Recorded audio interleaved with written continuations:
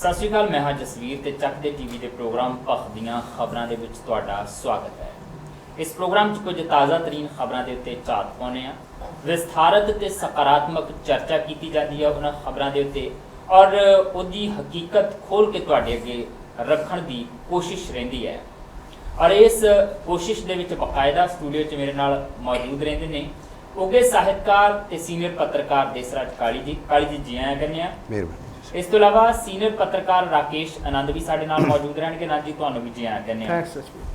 शुरुआत इस प्रोग्राम की करते हैं क्योंकि अज केंद्र सरकार के खिलाफ जिहड़ा बेभरोसगी मता लिआंदा गया सी विरोधी धिरां दे वल्लों उहदे उत्ते चर्चा हुई, वोटिंग होनी। जदों असीं खबर नूं इस समय विचार रहे हैं, वोटिंग होनी अजे बाकी है, पर शुरुआती दौर की जिहड़ी कार्रवाई हुई खासी दिलचस्प भी रही।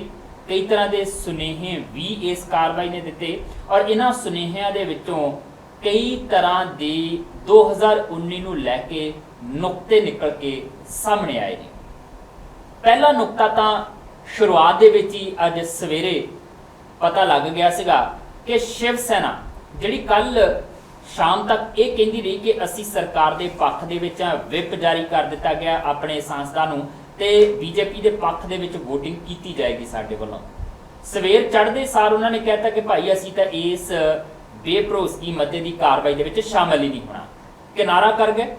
उस तो बाद शुरुआत हुंदी है 11 बजे के करीब इस इजलास दौरान इस बेभरोसगी मते दे उत्ते चर्चा लई और पैंदी सट्टे ही बीजू जनता दल जिहड़ा आ वो सुमित्रा महाजन स्पीकर लोक सभा उन्होंने सामने बाकायदा घोषणा करके कि ये नैतिकता के आधार पर असीं इहदे विच शामिल नहीं होना चाहते तो वह वाकआउट कर जाते हैं।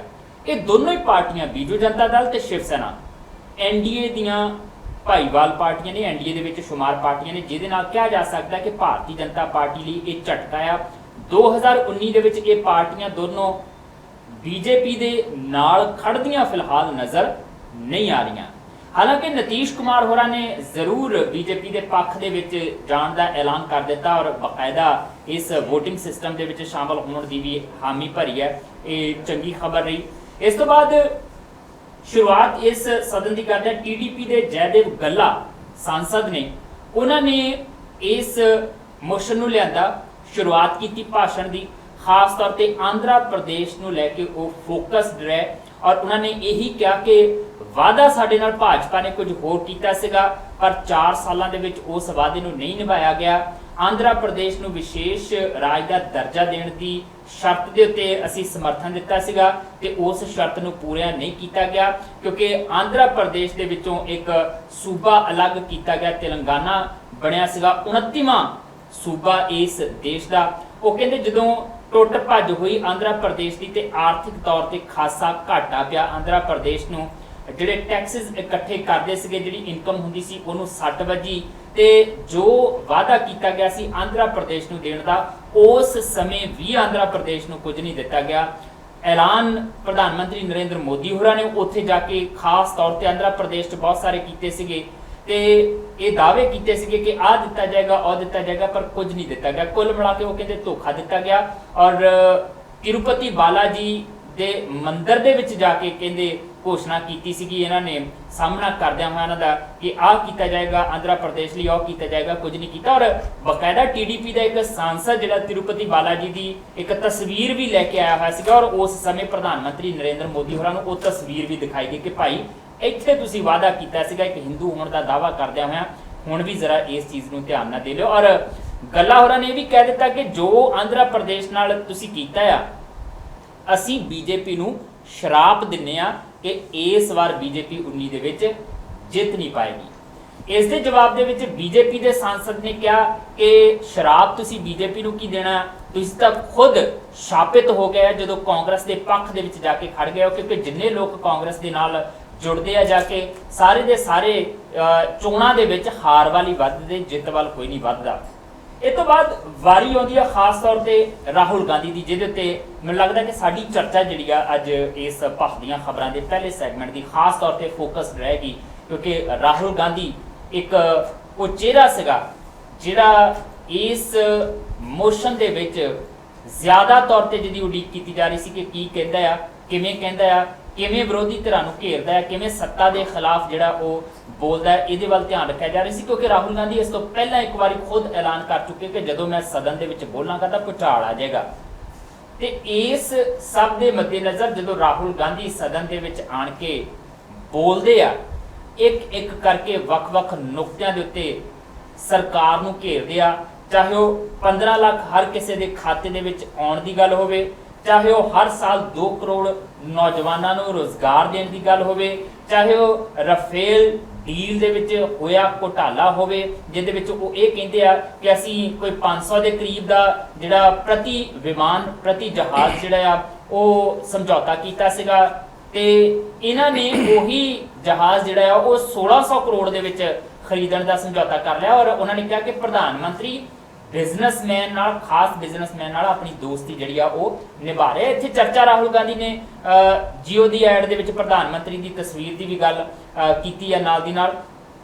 ਸੋ ਬਹੁਤ ਸਾਰੇ ਨੁਕਤਿਆਂ ਦੇ ਉੱਤੇ ਘੇਰਿਆ, ਖਾਸ ਤੌਰ ਤੇ ਡਿਫੈਂਸ ਮਿਨਿਸਟਰ ਨਿਰਮਲਾ ਸੀਤਾਰਮਨ ਹੋਰਾਂ ਨੂੰ ਘੇਰਿਆ, ਜਿਹਦਾ ਕਰਕੇ ਨਿਰਮਲਾ ਸੀਤਾਰਮਨ ਨੂੰ ਬਾਅਦ ਦੇ ਵਿੱਚ ਉਹਦੇ ਉੱਤੇ ਜਵਾਬ ਵੀ ਦੇਣਾ ਪਿਆ। ਸਿੱਧਾ ਨਾਮ ਲੈ ਕੇ ਰਾਹੁਲ ਗਾਂਧੀ ਨੇ ਉਹਨਾਂ ਨੂੰ ਘੇਰਿਆ ਆ। ਔਰ ਬਹੁਤ ਸਾਰੇ ਨੁਕਤੇ, ਜਿੰਨੀ ਦੇਰ ਰਾਹੁਲ ਗਾਂਧੀ ਬੋਲਦੇ ਰਹੇ ਉਨੀ ਦੇਰ ਸੱਤਾ ਧਿਰ ਦੇ ਸਾਂਸਦ ਲਗਾਤਾਰ ਉਹਨਾਂ ਨੂੰ ਹੂਟ ਕਰਦੇ ਨਜ਼ਰ ਆਏ, ਲਗਾਤਾਰ ਰਾਹੁਲ ਗਾਂਧੀ ਦੇ ਇਲਜ਼ਾਮਾਂ ਦੇ ਉੱਤੇ ਕਿੰਤੂ ਪਰੰਤੂ ਨਜ਼ਰ ਆਏ।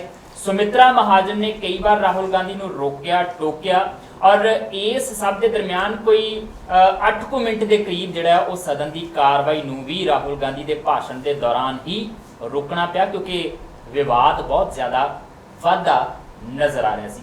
ਜਿਸ ਅੱਜ ਕੱਲ੍ਹ ਜੀ ਬਾਕੀ ਸਾਰੀਆਂ ਗੱਲਾਂ ਤੋਂ ਇਲਾਵਾ ਮੈਨੂੰ ਲੱਗਦਾ ਕਿ ਸਿੱਧੇ ਆਪਾਂ ਨੂੰ ਰਾਹੁਲ ਗਾਂਧੀ ਹੋਰਾਂ ਦੇ ਭਾਸ਼ਣ ਤੇ ਆ ਜਾਣਾ ਚਾਹੀਦਾ ਹੈ, ਕਿਉਂਕਿ ਜਦੋਂ TDP ਦੇ ਸਾਂਸਦ ਦੀ ਗੱਲ ਕਰਦੇ ਉਹਨੇ ਵੀ ਆਂਧਰਾ ਪ੍ਰਦੇਸ਼ ਤੱਕ ਆਪਣੇ ਆਪ ਨੂੰ ਸੀਮਤ ਰੱਖਿਆ। ਉਹਨੇ ਕੋਈ ਸਰਕਾਰ ਕੀ ਕਰਦੀ ਹੈ, ਕਿਵੇਂ ਕਰਦੀ ਹੈ, ਕੀ ਮੁਲਕ ਚੋਰਿਆ, ਉਹਦੇ ਉੱਤੇ ਕਿਤੇ ਵੀ ਗੱਲ ਨਹੀਂ ਕੀਤੀ।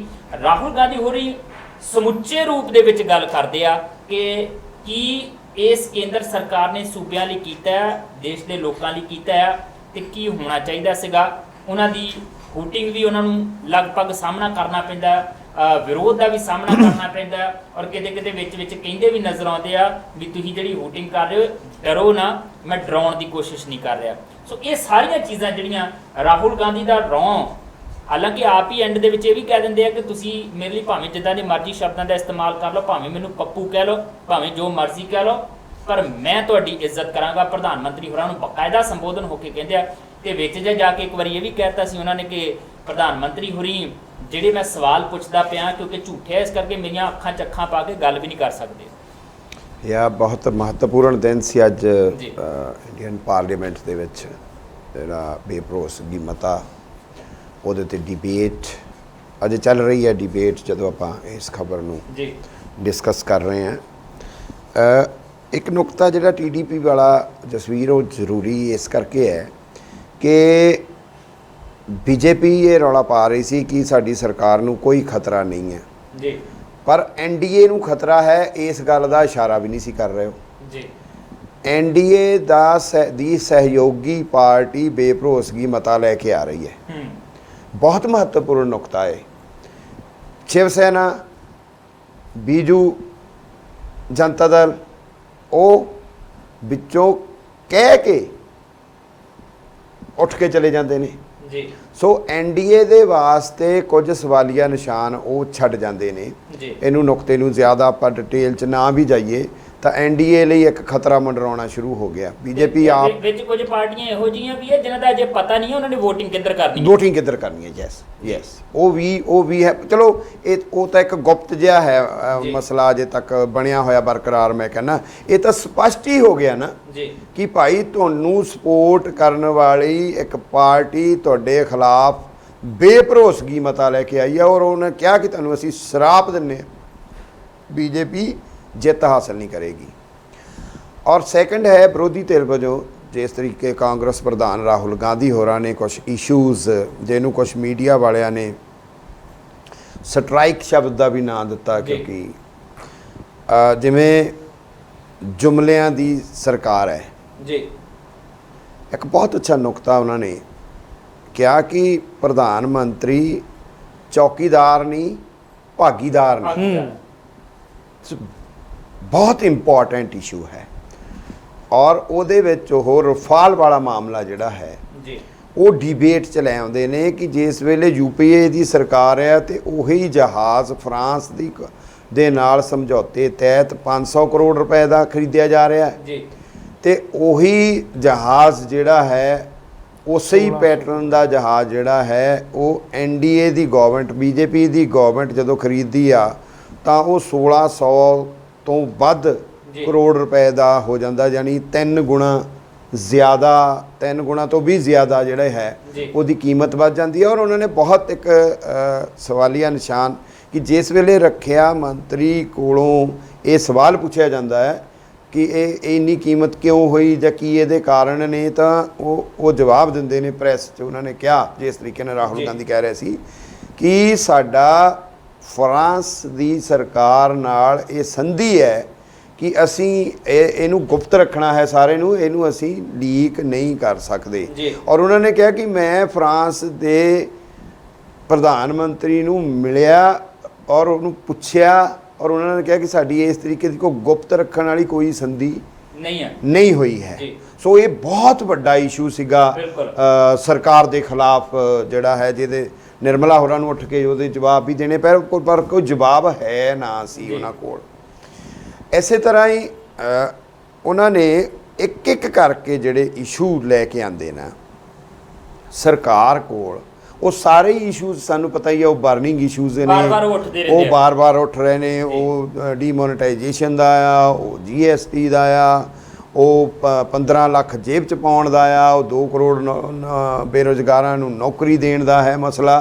ਪਰ ਜਿਸ ਤਰੀਕੇ ਨਾਲ ਉਹਨਾਂ ਨੇ ਉਠਾਏ ਉਹ ਸਾਰੇ ਦੇ ਸਾਰੇ ਇਸ਼ੂਜ਼ ਜਿਹੜੇ ਆ, ਔਰ ਜਿਹੜਾ ਵਿਰੋਧੀ ਧਿਰ ਚਾਹੁੰਦੀ ਸੀ ਕਿ ਇਹਨਾਂ ਇਸ਼ੂਜ਼ ਨੂੰ ਘੱਟੋ ਘੱਟ 8-10 ਉਹ ਬਰਨਿੰਗ ਇਸ਼ੂਜ਼ ਨੇ ਜਿਹਦੇ ਤੇ ਭਾਰਤ ਦਾ ਭਵਿੱਖ ਟਿਕਿਆ ਹੋਇਆ, ਮੁੜ ਕੇ ਫਿਰ ਚਰਚਾ 'ਚ ਆ ਜਾਣ, ਡਿਬੇਟ 'ਚ ਆ ਜਾਣ, ਸਰਫੇਸ ਤੇ ਆ ਜਾਣ, ਸਾਹਮਣੇ ਆ ਜਾਣ ਲੋਕਾਂ ਦੇ, ਤਾਂ ਕਿ ਲੋਕਾਂ ਨੂੰ ਪਤਾ ਲੱਗ ਸਕੇ ਕਿ ਇਹ ਸਰਕਾਰ ਨੇ 4 ਸਾਲਾਂ ਦੇ ਵਿੱਚ ਵਾਅਦੇ ਕਿਹੜੇ ਕੀਤੇ ਤੇ ਵਾਅਦੇ ਨਿਭਾਏ ਕਿੰਨੇ ਕੁ ਜਾਂ ਨੁਕਸਾਨ ਕਿੰਨਾ ਕੁ ਕਰ ਦਿੱਤਾ ਲੋਕਾਂ ਦਾ।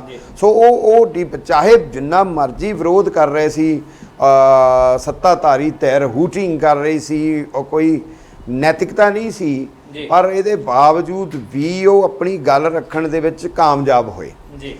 ਜਸਵੀਰ, ਇੱਕ ਬਹੁਤ ਅਹਿਮ ਨੁਕਤਾ ਜਿਹੜੀ ਤੁਸੀਂ ਗੱਲ ਕੀਤੀ ਨਾ ਕਿ ਉਹ ਕਹਿੰਦੇ ਕਿ ਚਾਹੇ ਤੁਸੀਂ ਮੈਨੂੰ ਕੁਝ ਵੀ ਕਹੋ, ਉੱਥੇ ਰਾਹੁਲ ਗਾਂਧੀ ਨੇ ਇੱਕ ਲਫ਼ਜ਼ ਇਸਤੇਮਾਲ ਕੀਤਾ। ਸਾਡਾ ਅੱਜ ਇਲੈਕਟ੍ਰੋਨਿਕ ਮੀਡੀਆ ਸਾਰੇ ਦਾ ਸਾਰਾ ਹੋਰ ਪਾਸੇ ਨੂੰ ਲਿਜਾ ਰਿਹਾ ਸੀ ਡਿਬੇਟ। ਅਸੀਂ ਕੱਲ੍ਹ ਸ਼ੱਕ ਵੀ ਜ਼ਾਹਰ ਕੀਤਾ ਸੀਗਾ ਕਿ ਇਸ ਡਿਬੇਟ ਦੀ ਸੀਰੀਅਸਨੈਸ ਨੂੰ ਹੋ ਸਕਦਾ ਕੁਛ ਜਿਹੜੇ ਐਵੇਂ ਅਨਸਰਟੇਨਟੀ ਜਿਹੜੀ ਹੋਏਗੀ, ਅਨਿਸ਼ਚਿਤਤਾ ਦੇ ਜਿਹਦੇ ਵਿੱਚ ਲਿਜਾਣ ਦੀ ਕੋਸ਼ਿਸ਼ ਹੋਏਗੀ ਮੀਡੀਆ ਵੱਲੋਂ, ਕਿਉਂਕਿ ਸਾਨੂੰ ਸਾਰਾ ਪਤਾ ਮੀਡੀਆ ਕਿਉਂ ਤੇ ਕੀ ਕਰ ਰਿਹਾ ਹੈ, ਖਾਸ ਕਰ ਇਲੈਕਟ੍ਰੋਨਿਕ ਮੀਡੀਆ।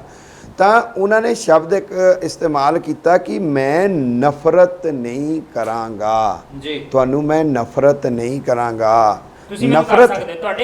ਨਫ਼ਰਤ ਸ਼ਬਦ ਇਸਤੇਮਾਲ ਦਾ ਮਤਲਬ ਹੈ ਕਿ ਤੁਹਾਡੀ ਸਾਰੀ ਰਾਜਨੀਤੀ ਨਫ਼ਰਤ ਦੀ ਰਾਜਨੀਤੀ ਹੈ।